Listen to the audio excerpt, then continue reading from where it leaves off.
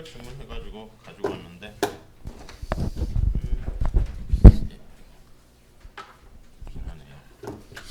자, 우리 지난 시간에 어떤 거 했냐면 그 효율성과 관련한 걸 얘기했습니다. 그래서 여기 보시면 후생 경작의 기본 정리, 이게 뭐냐면 우리가 지난번에 본 것처럼 완전 경쟁 시장에서 일반 경쟁 균형이 이렇게 되면 네, 요게 바로 이렇게 파레토 효율적이 된다. 요렇게요. 효율성. 네, 요렇게 생각하시면 되겠어요. 이게 이제 어떻게 이렇게 되냐라고 하면은요.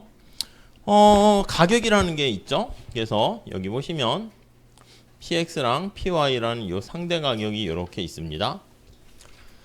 자, 원래 이제 효율성이 달성되려면 두 사람의 MRS가 같아져야 되는데 이 MRS는 미시경장 앞부분에 나와 있으니까 좀 보세요. 그래서 이게 MUX, MUY 뭐 이렇게 되는 거죠. 즉 다시 말씀드리면 어떤 사람이 효용 극대화를 하잖아요. 그럼 요거 두 개 같게 이렇게 해서 효용 극대화를 달성한다. 그게 이제 소비자 선택 이론에 우리가 살펴보는 거죠. 자, MRS는 무차별 곡선의 접선의 기울기가 됩니다. 그래서 XJ랑 YJ가 있으면 요게 예산선입니다. 그래서 요게 PY분의 PX 해가지고요. 예산선이 되고, 그 다음 이제 무차별 곡선이, 뭐 일반적으로 원점에 대해서 볼록하고 우하형하는 거라고 하면 요렇게 될 거야. 요렇게. A라고 할까요? 이게 이제 무차별 곡선, 뭐 A라는 사람의 효용 함수. 자, A라고 할게요. 그러면 A라고 할게요. 자, 무차별 곡선의 접선의 기울기랑 예산선이 같을 때 효용 극대화가 달성되죠. 그래서 A점인 효용 극대화는 극대는 무차별 곡선의 접선의 기울기, 이게 한계 대체율이죠. 무차별 곡선의 기울기와 곡선의 기울기와 예산선의 기울기가 같을 때예요. 예산선의 기울기가 같을 때 이렇게요. 이때가 이제 효용 극대화가 되죠. 그렇지 않을 때는 왜 효용 극대화가 아닌가? 뭐 그런 것들 우리가 보통 뭐 미시나 원론에서 하죠. 자, 그래서 이렇게 선택이 됐고요. 지금 두 사람이 있으니까 A와 B 그렇게 보셔야 되는데 B도 마찬가지야. B도 MRS, XY 해서 B라는 애가 있어. B도 효용 극대화되는 선택을 한다 그러면 어떻게 합니까? 그러면 저기 가격 있잖아. 이 가격을 보고 이렇게 자기가 효용 극대화하는 선택을 합니다. 예, 그래서 B도 한번 이렇게 할까요? 이렇게 뒤집어서 그려볼까요? 보통 이렇게 B는 여기서 시작하는 걸로 할게요. A는 여기서 시작하는 걸로 하고요. 이렇게. 그리고 그래프를 뒤집은 거야. 그래서 B 입장에서는 요게 XJ의 B고 요게 YJ의 B 이렇게 됩니다. 이렇게 시작하는 거죠. 물론 이제 저기 나와 있는 PY분의 PX라는 게 가격입니다. 이렇게 둘이 똑같이 직면하는 상황이야. 그럼 B 같은 경우는 효용 극대화하는 선택을 한다 그러면 여기 나와 있는 것처럼 이렇게 B에서 효용 극대화가 달성이 되는 거죠. 뭐 사실 뒤집어서 그렸을 뿐이지 동일한 형태다라고 보시면 되겠습니다.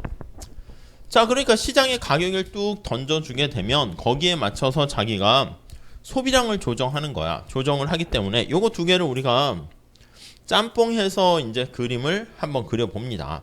이걸 에즈워드 박스라고 얘기하는데 이쪽에 기여한 에즈워드의 이름을 따서 붙였습니다. 자, 여기서 합쳐볼게요. A가 이렇게 있고, 그러니까 이쪽은 역시 XJ인데 A가 소비하는 양이고요. 여기는 YJ인데 역시 A가 소비하는 양 이렇게 돼 있습니다.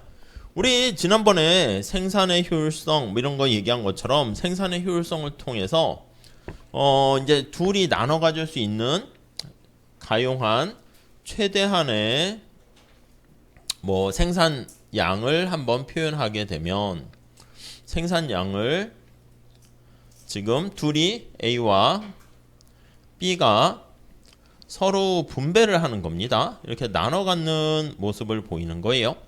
전체 X제가 몇 개 생산됐냐? X제가 만약에 100개 생산됐다 그러면 요거 100개를 가지고 A와 B가 이제 논아 갖는 거죠. 이해 가시죠?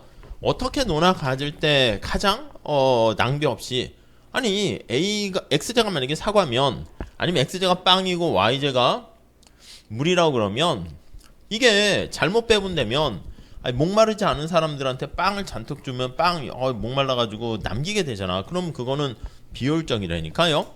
그래서 만약에 Y제가 만약에 50개다 그러면 A와 B가 이렇게 X제랑 Y제를 배분하게 되는데 낭비 없이 가장 원하는 바대로 배분하는 법 이걸 찾는 거예요. 이 희소하죠 자원이. 이게 되게 많으면 고민 안 해도 되지. 그냥 버려도 그냥 뭐 다시 재생되고 그러면 그냥 신경 안 써도 되는데 이 생산된 거를 가능한 한 낭비하지 않고 어떻게 분배할 것인가 요거를 보는 겁니다. 그래서 이제 A가 소비할 수 있는 X제랑 A가 소비할 수 있는 Y제랑 근데 지금 전체 X제는 100개 있잖아요. 그리고 Y제는 50개잖아요. 그러다 보니까 X제가 좀 생산량이 많아서 이렇게 옆으로 좀 길게 볼 수가 있겠어요. B는 이렇게 있어요. 그래서 이쪽으로 가면 이게 옆에서부터 이렇게 가면 B가 소비하는 X제, 이쪽으로 가면 B가 소비하는 Y제 이렇게 되는 거죠. 즉 요거 다시 한번 혹시나 낯설까봐 말씀을 드리면 이게 지금 총 생산량이 X제가 이렇게 100개가 생산이 되고 있고요. 이렇게 그 끝에 보이세요? 안 보이세요? 포기하신 거야? 아니야? 어떻게? 네, 이쪽으로 가면 저희가 그러고 저리 가면 이쪽이 좀 더 나을래나? 그러네요. 여기다가 칠판에다 판서했으면 좋겠는데 그게 없네. 첨단 강의실인데 보니까 퇴계 입문관에는 다 펜도 갖다 놓긴 했는데 자 그래서 이렇게 돼 있는 거지. Y제는 여기 나와 있는 것처럼 이렇게 50개 이렇게 있는 거예요. 그러니까 X제 100개랑 Y제 50개가 이렇게 있는데 야 어떻게 나눠주는 게 좋으냐 이거죠. 제가 가지고 있는 뾰족한 학점 A와 B, C 이렇게 있는데 여러분들한테 어떻게 나눠줬을 때가 가장 좋을까 뭐 그렇게 고민을 하는 겁니다. Y제가 만약에 또 100개면 이게 정사각형 같이 형태가 박스가 되겠죠. 자 둘이 지금 이제 선택을 하는데 만약에 더 이상 낭비가 없는 배분 상태 그게 파레토 계산이 불가능한 효율적인 상태를 보려고 하는데 만약에 시장의 가격이요 뭐 초기 부전점이 어떻게 있어 이렇게 뭐 W 오메가 이렇게 있다 할게요. 지금 이렇게 있는데 낭비는 아니야. 낭비는 아니고 다 나눠줬는데 목마른 사람한테 빵을 왕창 제공하고 그리고 배고픈 사람한테 물을 주는 거야. 잘못 배분해서 물배 채우라고 되는 거죠. 자 그래서 만약에 이 상황에서 시장에서의 가격이 있다 할게. 가격이 이렇게 있어요. 근데 지금 A가 선택하는 점이 만약에 이렇게 있다 할게요. 이렇게 A에 빨간 B로 할게요. B로 무차곡선이 이렇게 있고 만약에 A의 무차곡선이 역시 만약에 이렇게 있어요. 그러면 사실 여기 오메가로 이렇게 배분한 상태는 여기는 W 아니면 오메가로 표현할까요? 이거는 파레토 시각에서 봤을 때 이거 그냥 무시하셔도 돼요. 그냥 효율적인 상태는 아니다 이렇게 볼 수 있어요. 효율적이 아님 이렇게요. 왜 이렇게 되냐면 둘 다 윈윈 할 수 있는 개선 가능한 영역이 있어. 예를 들어 볼게요. 여기 점에서 아까 이쪽으로 얘기한 여기 A와 B 뭐 이렇게 접하는 점인데 여기에 있다 할게요. 여기 알파라고 할까요? 그림이 좀 너무 작아졌어요. 자, 그래서 여기 보시면 오메가라는 점에서 알파로 만약에 이동을 한다라고 할게요. 자, 그러면 어떻게 되겠어요? A는 지금 여기로 따지면 오메가에 해당하는 점이 여기에 있는 거야. 그래서 무차별 곡선이 이렇게 있는데 알파에 해당하는 여기 알파라고 바꿀게요. 그러면 알파라고 이렇게 할게요. 알파로 가면 효용이 증가하잖아. 그래서 A의 효용은 증가하게 되고요. 오케이. 자, B도 마찬가지야. B도 여기 알파라고 할게. 알파 같이 이제 그림 같이 맞추려면 B 입장에서는 지금 여기 있으니까 XJ를 많이 갖고 있는 거야. XJ를 뭐 한 40개 갖고 있고 YJ를 10개 이렇게 가지고 있어요. 자, 살짝 요거 다시 배분된 거 볼까요?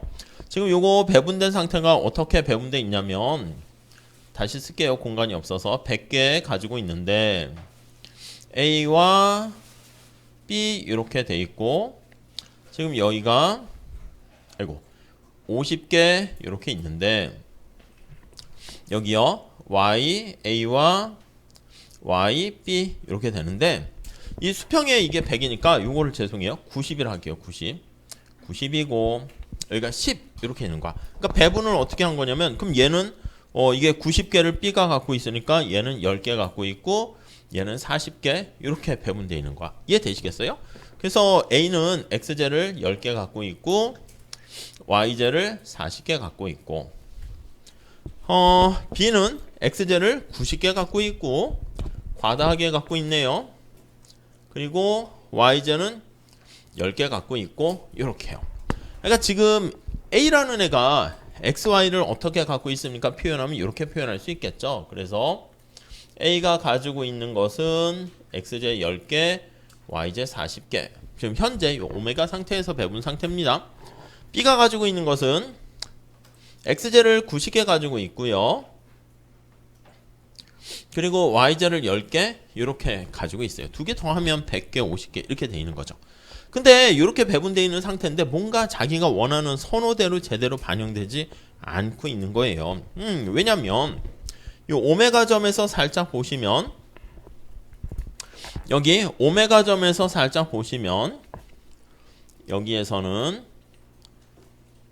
MRS랑 PI분의 PX가 같지 않지. 그래서 다시 보시면 MRS는 무차별곡선의 접선의 기울기야. 그래서 이렇게 가파릅니다. 그래서 MRS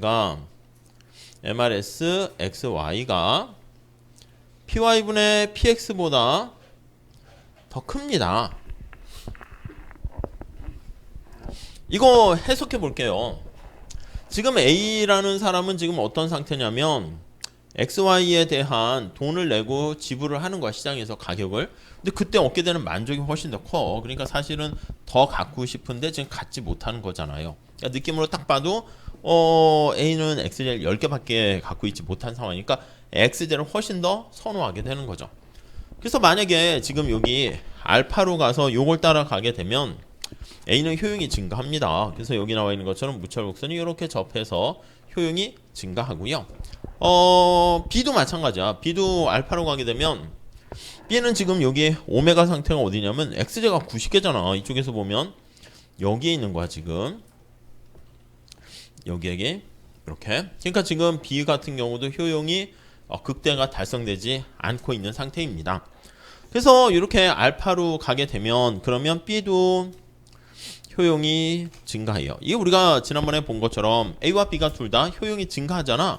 어느 누구도 반대하지 않는 상태니까 이런 것들을 우리가 개선되었다. 이렇게 얘기한다고요. 그러니까 이 오메가 점은 파레토 효율적입니까? 그럼 아닙니다. 왜요? 이거보다 만장일치로 더 좋아하는 상황이 있습니다. 이렇게 되는 거죠. 그래서 왜냐하면 개선이 가능하기 때문이다. 그래서 파레토 개선이 가능. 이렇게요. 자, 그래서 이제 결론적으로 말씀드리면 뭐 여러 가지 파레토 효율적인 상태를 볼 수가 있긴 하겠지만 만약에 이렇게 알파 상태로 갔다라고 할게요. 그러면 이걸 그림을 좀 크게 그립시다. 여기. 그래서 지금은 박스가 옆으로 이렇게 빈 이렇게 박스로 되어 있어요. 자, 그리고 여기 나와 있는 것처럼 시장에서의 가격이 이렇게 주어져 있어요. py분의 px 하면 복잡하니까 그냥 뭐 p 스타라고 할게요. 자, 뼈대만 그리면 여기 알파에 도달했을 때 a라는 애가 이렇게 효용을 누리고 있고요. 이렇게. 자, 그리고 b라는 애는 이렇게 효용을 누리고 있어요. UB. 이 상태에서는 어디로 가도요, 둘 다 개선이 될 만한 상태가 없어요. 가만히 한번 생각해 보시면.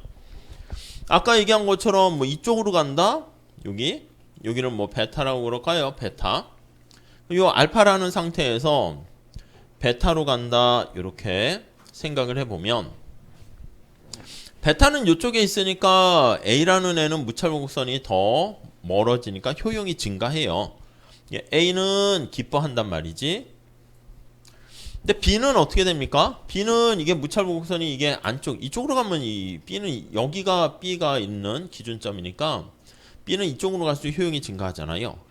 요거 완전히 모르시는 분 조금 더 들어가진 않을 테니까 미시경제학 그거 무차별 곡선과 그거는 조금 해두세요. 자, 그래서 여기 베타로 가게 되면 B는 효용이 감소해. 이렇게요.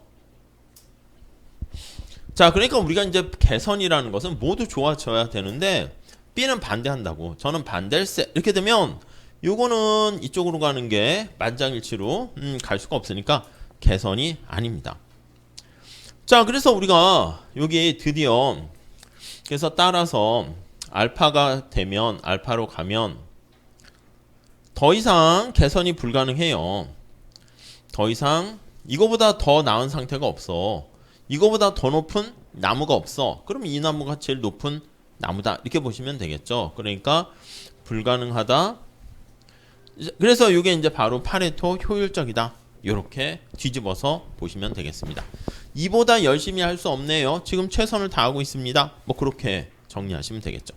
이걸 기반으로 해가지고 뭐 생산의 효율성 해가지고 뭐 생산 가능 곡선 그리고 이렇게 자꾸자꾸 더 들어가는데, 그건 이제 주로 이제 미시경제학 뒷부분에서 많이 다루니까 우선 요 정도까지만 살짝 할게요. 우리는 뭐 미시에 대한 그 파트는 아니니까. 자, 그래서 우리가 거기 교재 보시면 후생경제학의 기본 정리해서 제1정리는 요걸 얘기하는 거야. 시장에 보이지 않는 가격이라는 게 이제 존재하는 거야. 그래서 그걸 보고 사람들이 어떤 방향성을 잡게 되고 조정을 하게 되면 파레토 효율적인 상태가 된다 보시면 되겠습니다. 물론 전제 조건이 있어요. 전제 조건이 제1정리라고 하면은 몇 페이지예요, 거기가? 네? 14페이지요. 14페이지. 그래서 제1정리라고 하면은 지금 얘기한 것처럼 뭔가 시장이 망가지면 안 되지. 그래서 거기 나와 있듯이 1번에 선호 체계가 강단조성을 갖고, 이것도 살짝 넘어가셔도 되겠습니다. 외부성이 존재하지 않을 때 일반 경쟁 균형의 배분은 파레토 효율적이 된다. 이렇게 정리하시면 되겠어요. 그러니까 이거는 뭐와 관련돼 있냐면, 정부 개입하지 말아라. 시장이 알아서 그냥 조정을 해줄 것이다. 요거 신호 역할을 하게 되니까 정부 개입에 대해서 반대한다. 이렇게 보시면 되겠습니다. 네. 자, 그 다음에 이제 거기 보시면 보이지 않는 손을 이렇게 지지하는 그런 얘기가 되겠어요. 근데 우리가 사실 어떻게 보면은 낭비가 없으면 된다. 뭐 이렇게 얘기를 하고 있는데 문제가 있어요. 파레토 효율적이라는 것은 어떤 한 사람이 모든 걸 다 가져도요, 그래도 효율적이 될 수는 있단 말이야. 그러니까 소득이라든가 자원이라든가 이렇게 알아서 원하는 대로 막 했는데 누군가에게 더 쏠림 현상이 발생해도요, 그건 효율적일 수가 있어요. 그러다 보니까 거기 밑에 나와 있는 것처럼 이거 가지고는 바람직한가 뭐 다 얘기하긴 좀 그래요. 그래서 우리가 지난 시간에 본 것처럼 어떤 상태가 좀 더 바람직하냐라고 할 때는 효율성뿐만 아니라 공평성도 좀 신경을 써야 될 것 같아요. 자, 그래서 만약에 두 사람이 있어. 두 사람이 이렇게 박스를 다시 그릴게요. 박스를 그릴게요. 자, 그러면 여기 A라는 사람이 있었고 여기 B라는 사람이 있었습니다. 그래서 사실은 이제 여기 가격이라는 게 있게 되면은 효용 극대화되는 어느 한 선택점을 찾게 되는데, 만약에 이렇게 돼 있다 할게. 효용 극대 선택점이 가격이 이렇게 있는데 본의 아니게 이렇게, 그리고 이렇게, 아니 이거는 좀 더 그러니까 더 극단적인 걸로 할게요. 가격이 이렇게 있어서 여기 뭐 이런 식으로 있어가지고 A가 이렇게, 그리고 B는 이렇게 요점이 됐다라고 할게요. 요게 가격이 이렇게 결정됐는데 효율성이 달성됐어. 요거처럼. 근데 딱 보니까 A가 XZ를 많이 갖고 있고요. 막 90개를 갖고 있고, YZ도요 90개를 갖고 있는 거야. B는 몇 개 갖고 있어요? B는 여기서 계산하는 거니까 B는 10개 가지고 있고, 만약에 10개 가지고 있다 이렇게 할게요. 자, 그냥 100개로 바꿨어요. 정사각형으로 했어요. 납작하게 이렇게 하면 좀 그래서. 지금 전체 파이가 X제가 100개 있고 Y제가 100개 있는데 A라는 애가 모든 걸 다 많이 갖고 있어. 근데 여기서 더 이상 개선이 불가능하면 사실은 효율적이긴 한데 이거 A가 좀 너무 많이 갖고 있네? 뭐 그런 상태가 된다라고 보시면 되겠습니다. 오케이. 자, 그래서 여기 나와 있는 것처럼 여기 뭐 알파 이렇게 할게요.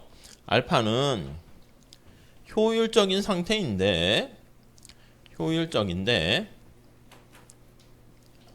쉽게 얘기하면 A가 많이 갖고 있으니까 A는 너무 지나치게 이제 부자가 되고요. B는 이렇게 가난한 빈자가 된다. 이렇게 보시면 되겠어요. 그냥 아이디어만 말씀드리려고 이렇게 하는 거야. 원래 여기서 조금 더 복잡하게 들어가야 되는데, 이렇게 돼 있는 상태에서 야, 이거 좀 너무 공평하진 않잖아. 이렇게 돼 있는 거야. 자, 그럼 만약에 여기서요, 여기 아까 우리가 오메가 초기 부전점이 있는데 가격이 만약에 살아있다 그러면 정부가 이 알파에서 여기 어딘가로 좀 골고루 갈 수 있도록 이동을 시킨다 할게. 이렇게 베타로요. 그러니까 이거 A는 너무 많이 갖고 있네 하는 생각이 들어서 정부가 소득 재분배를 하는 거야. 이렇게 좀 조정을 하는 거야. 재분배를 한다라고 할게요. 재분배를 하여 만약에 베타로 이동시키면 이렇게요. 그럼 이제 약간 재분배가 된 거죠. 그러니까 A 거를 좀 뺐고 그다음 B한테 좀 더 주고 그렇게 되는 거야. 근데 이렇게 되면 앞에서 얘기했던 요 가격이라는 게 망가지면 안 돼. 가격이라는 게 있어서 가상적으로 할게요. 여기서 가격이 쭉 변하는 거야. 예를 들어서 이렇게 지나야 되는데 이렇게 가격이 있게 되면 저 가격이 이렇게 뭐 변했어요. 그럼 이제 그걸 보고 AB가 다시 조정을 하는 거지. 그러면 이런 식으로 두 사람의 무차별 곡선이 이렇게 접하는 효율적인 상태로 또 갈 수가 있게 된다라는 걸 알 수 있어요. 여기를 감마라고 할게요. 이렇게요. 그러니까 이제 알파점에서 감마로 갔다라고 하면은 A 입장에선 당연히 효용이 감소하겠죠. 뭐야, 내가 왜 이렇게 더 조금 가져? 그럴 수 있는데 우리가 앞에서 얘기한 것처럼 효율적인 상태는 어떤 게 효율적인 상태입니까? 라고 하면은 자, 직관적으로 보세요. 사과가 10개가 있어요. 근데 이거를 논아 갔는데 한 사람이 5개 이렇게 갖게 되는 것도 낭비가 없으니까 효율적이고요. 또 다른 사람이 여기 있는 것처럼 9개, 1개, 이것도 이제 사실은 효율적이긴 해. 왜냐면 이 상태에 도달했을 때 딴 데로 가면 더 이상 개선이 불가능한 상태이기 때문에요. 자, 그래서 여기서 뭐 책에도 더 넣지는 않았으니까 이 정도만 할게요. 베타로 이렇게 이동을 시켰어요. 재분배를 통해서. 이게 가격이라는 게 막 조정이 되면은 여기 또 다른 이렇게 효율적인 상태로 갈 수 있어요. 그래서 우리가 여기 나와 있는 이렇게 계약 곡선이라는 표현을 써요. 이 위에만 있으면 다 이제 효율적인 점들을 나타낸다. 이렇게 나타낼 수 있는데 또 다른 계약 곡선 위로 가게 되면 감마로 갔어? 그럼 재분배가 되고 감마가 되면 요 상태, 여기 가격을 보고 다시 결정하는 거지. 두 사람들이 요걸 통해서 이렇게 다시 갈 수 있게 돼서 효율성도 다시 달성된다. 이렇게 보시면 되겠습니다. 요게 후생경제학의 제2정리다. 이렇게 보시면 되겠어요. 그래서 제2정리는 초기에 부존자원이 적절히 분배된 상태에서 뭐 여러 가지 뭐 조건은 있어야 돼. 그래서 뭐 무차별 곡선 등등 형태라든가 이게 볼록하고 이렇게 되면 뭔가 이렇게 파레토 효율성을 달성해주는 이게 보이지 않는 손이잖아. 보이지 않는 손이라 할 수 있는 가격이에요. 않는 손인 가격이라는 게 이게 존재한다. 이게 바로 제2정리다. 이렇게 보시면 되겠습니다. 사실 요거는 다 수학적, 수리적으로 이제 증명하는 거라서 좀 되게 복잡하게 됩니다. 그래서 그냥 아이디어만 살짝 보고 넘어가도록 할게요. 자, 여기서 2번에 보시면 제일 정리의 역이라고 있죠. 그러니까 이게 방향이 반대야. 그러니까 시장에 놔두세요. 아주 효율적인 상태가 됩니다. 그럼 효율적인 상태를 달성시켜주는 가격이 존재합니까? 그러면 예, 존재합니다. 그게 바로 제2정리다. 이렇게 보시면 되겠어요. 그래서 그 4번에 나와 있는 것처럼 제2정리는 여기 재분배의 어떤 정당성, 타당성이 그 안에 또 좀 내포되어 있다. 이렇게 보시면 되겠습니다. 그 정도까지만 할게요. 자, 우리 문제를 조금 몇 개 풀면서 정리를 한번 해볼게요. 그 말씀드린 객관식에 거기 뭐 넣는 건데요. 한번 요거 풀어볼까요? 4번 한번 보시죠. 문제 좀 보세요. 그냥 개념 잡기 위해서 몇 개 한번 풀어보도록 할게요. 자, 파레토 효율성에 대한 설명으로 올바른 것은, 그러면 이 효율성은 계속 얘기하지만 기본적으로 낭비만 없기 때문에 그냥 누군가가 독점을 해도 상관은 없어요. 그래서 한 사람이 다 모든 걸 가져도 그건 효율적입니다. 그래서 거기 보시면 1번에 공평한 분배를 전제로 한다. 공평성 이런 거랑 거리가 있고요. 이거는 객관적이라니까요. 공평성이라는 게 이제 주관적인 가치 판단이 들어가고 이제 효율성은 그냥 객관적이다. 이렇게 보시면 되겠고, 3번 어때요? 교환의 효율성이 충족되면 생산의 효율성은 자동적으로 충족된다. 요거는 이제 보통은 맞는 걸로 보통 하긴 하지만 원래 우리가 생산된 다음에 교환되고 종합적 이렇게 가긴 하지만, 근데 교환에서의 효율성이 되는데 저 생산에서 사실은 비효율성이 될 수 있거든. 그러니까 약간 그런 의미에서 좀 좋지는 않지만 그래도 자동적으로 되는 건 아니에요. 근데 보통 우리는 흐름이 이렇게 같이 판단해서 흐름 이렇게 효율적인 걸로 보통 얘기는 하는데, 아무튼 아까 얘기한 것처럼 사과가 100개 생산되는 게 가장 효율적인데 90개 생산된 거야. 배는 100개 생산되는데 원래는 100개가 되어야 하는데 비효율성이 있어. 근데 이걸 가지고 이제 나눠 먹을 때 효율적인 소비 과정에서 배분은 가능할 수 있으니까. 그래서 그냥 개념 때문에 그런 건데, 거기 4번 보시면 주관적인 가치 판단이 없는 몰가치적. 몰가치라는 게 가치 판단이 없다. 이 얘기죠. 그래서 그냥 4번 이렇게 보시면 되겠어요. 뭐 요 정도만 볼게요. 다음. 요거 한번 볼게요. 문제 좀 한번 봐보시죠. 파레토 최적 상태 이렇게 돼 있어요. 못 보니까 우선 첫 번째 파레토 최적은 이 파레토 효율성을 얘기하는 거예요. 같은 말이야. 근데 우선 거기 보시면 분배 공평성 2번 같은 것들은 거리가 멀겠지. 효율성만 얘기하니까. 그리고 3번도 공평성 이런 얘기 들어가면 안 돼요. 그래서 띵 틀리고요. 1번 어때요? 1번? 어떤 한 사람의 경제 상태를 변화시켰어. 그래서 다른 사람의 후생을 개선시킬 수 있다. 그거는 파레토 효율적이 아니지. 우리가 그냥 재화가 2개 아니고 하나만 있다 그러면 사과가 10개가 이렇게 있어요. 근데 지금 분배 상태가 A가 4개 갖고 있고 B가 5개 갖고 있어.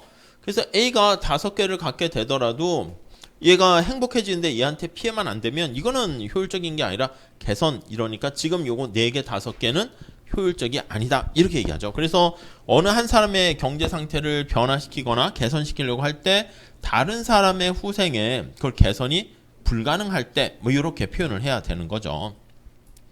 4번이 맞는 거지. 4번. 타인의 후생 감소 없이 다른 사람의 후생을 증가시킬 수 없는. 그러니까 이 효율적이라는 개념을 뒤집어서 설명한 겁니다. 5번은 그냥 의미가 없고. 자, 이건 생산 가능 곡선인데요. 보통은 우리 경제 원론에서 보통은 처음에 기회비용 같은 거 할 때 보통 얘기를 많이 하죠. 자, 흐름만 빠르게 잠깐 말씀드릴 테니까 한번 보시죠. 자, 뭐냐면 우리가 노동과 자본을 투입해서 이렇게 투입해서 x제랑 y제를 생산해요. 그리고 요거를 a와 b한테 이렇게 나눠주게 됩니다. 요런 흐름이야. 그러니까 요거 있잖아, 요거. 요게 이제 의미가 뭡니까 하면은 이게 이제 생산하는 거잖아. 노동과 자본을 투입해서 x랑 y를 생산해요. 그래서 요때 생산에서의 효율성 이렇게 얘기한다고요. 자, 아까 그렸던 그 에즈워드 박스 한번 다시 그릴게요. 여기가 x제가 이렇게 있고요. x제를 생산할 때 노동과 자본을 투입해서 생산합니다. 자, 그리고요 y제를 생산할 때 이렇게 역시 이쪽이 노동이고 이쪽이 자본이에요. 자, 그런데 생산을 할 때 여기 보시면 이렇게 곡선을 하나 그릴 수가 있어요. 요게 우리는 소위 말해서 이걸 계약 곡선이다 이름을 그렇게 붙이거든요. 계약이 체결된 아주 효율적인 점들을 나타내는 그런 점들입니다. 점들을 연결한 거예요. 그러니까 이 두 사람의 여기 나와 있는 두 개 XY를 생산할 때 등량 곡선이라 그러죠. 그래서 X0, Y0 이렇게 등량 곡선이 접할 때 그 점의 상태에선 더 이상 개선이 불가능하기 때문에 그래서 이 계약 곡선 상에서는 가장 생산의 효율성이 달성됐다 이렇게 표현을 한다고요. 그래서 요거를 MRTS LK 요 MRTS LK는 등량 곡선의 접선의 기울기로서 요게 이제 뜻이 뭡니까? 라고 하면 노동이 얼마나 기여하니 이렇게 되는 거야. 자본의 기여도에 대비해서 X 이렇게 봅니다. 요거 X. 자, 그런데 MRTS 여기도 Y 이렇게 있어요. 그래서 X랑 Y 생산할 때 노동의 기여도가 이렇게 이제 비율로 따졌을 때 같을 때가 이제 가장 효율적. 그런 점들은요 무수히 많이 존재해. 이렇게. 그래서 두 개의 등량 곡선이 등을 맞대고 접하는 점들을 다 연결하면 요걸 이제 계약 곡선 이렇게 얘기합니다. 자, 그러면 살짝 볼게요. 여기를 A라 그럴게. 여기를 B라 그럴게. 여기를 C라 그럴게요. 여기를 D라 그러고 이렇게. 자, 그러면 저기 계약 곡선 상에 나와 있는 거를요. 노동과 자본을 투입하는 거잖아. 요 A점은 노동과 자본을 아예 X제에 투입을 안 하고 있는 상태입니다. 자, 그렇기 때문에 직접 생산을 계약 곡선상에 있는 X제랑 Y제를 생산하는 거야. 이제 한 국가에 여기 보시면 생산 가능 곡선 해서 이제 표현을 하는 것이죠. 그래서 생산 프로덕트 파서빌리티 커브 이렇게 표현한다고요. 그럼 A는 지금 A점은 노동과 자본을 X제에 하나도 투입 안 했기 때문에 X제는 생산이 안 돼요. 다 Y제만 생산해. 그래서 얘가 만약에 빵이고 얘가 만약에 물이라고 할게요. 음료수. 그 물만 생산하는 거야. 그러니까 A점에 해당하는 게 여기 이렇게 있겠죠. B로 갈까요? B로 가볼까? 그럼 여기서 A에서 B로 가면 노동과 자본을 X제에 투입을 하게 되는 거예요. 그러니까 X제 생산, 빵 생산이 좀 늘어나. 대신 노동과 자본을 빵에 투입했으니까 물 생산이 여기서부터 이렇게 등량 곡선 가면 물에 투입하는 노동과 자본이 작아지니까 물 생산은 줄어들어요. 그래서 X제 생산이 증가할 때 이렇게 증가할 때 물 생산은 이렇게 줄어듭니다. 공부를 위해서 거기처럼 보통 이렇게 원점에 대해서 오목하게 그리는데 뭐 우하는 직선이 이렇게 될 수도 있고 그렇죠. C에 해당하는 건 또 여기야. 여기. D에 해당하는 건 여기고 만약에 2점에 해당하는 게 여기면 한 국가가 가지고 있는 노동과 자본을 다 빵에다만 투입을 했기 때문에 빵 생산은 맥스가 되는데 최대가 되는데 물에는 노동과 자본을 투입 안 해서 물 생산을 하나도 안 하는 거예요. 2점 이렇게 되는 거죠. 그래서 저기 계약 곡선 상에 있는 저 효율적인 점들을 이렇게 연결을 하게 되면 요게 바로 생산 가능 곡선이고 앞에서 얘기했던 요 생산의 효율성을 달성하게 되는 점들 연결한 거. 그래서 우리가 요게 생산 가능 곡선은 효율적이다 이렇게 표현을 합니다. 자, 근데 거기 문제를 한번 보시면 1번 볼까요? B점, C점은 다 그래요. 요 위에는 다 여기 요걸로 하면 A, B, C, D, E는 다 효율적인 점들을 나타내는 거고요. 요 안쪽에 어디 있잖아. 여기 F. 이건 이제 뭐냐면 아니 한 국가가 가지고 있는 노동과 자본을 통해서 X, Y를 더 생산할 수 있는데 이거 Y를 더 생산하거나 X를 더 생산할 수 있는데 생산을 지금 안 하고 있는 점이잖아. 그러니까 약간 이게 이 안쪽 계약 곡선이 아니라 여기 어딘가에 위치하게 되면 이게 비효율성이 돼 있는 상태다라고 보시면 되겠습니다.